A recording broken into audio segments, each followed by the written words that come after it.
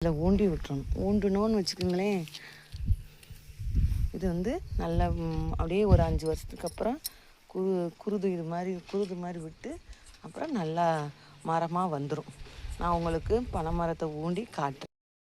இப்படி சின்ன குழி நோண்டிக்கிட்டு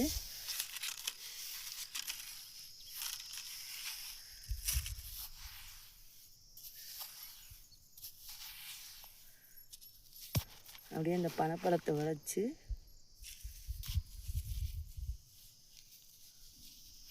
ஊண்டிட்டோம்னா ஒரு 5 வருஷம் அது குருத்தெரிச்சு வர்றதுக்கு ஆகும். நம்ம வரப்புலையே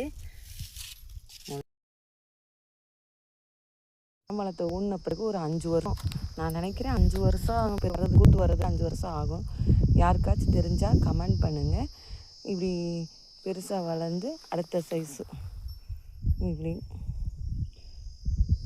அடுத்த சைஸ் இப்படி வரப்பில் பனை மரத்தை போட்டோம்னா நிலத்தடி நீரும் பாதுகாக்கலாம், நம்ம விவசாயிகளையும் பாதுகாக்கலாம். ஏன்னா இந்தியாவின் முதுகெலும்பே விவசாயம்தான். இப்போ அதுக்கு தேவை விவசாயிகளோட உயிரும் முக்கியம்.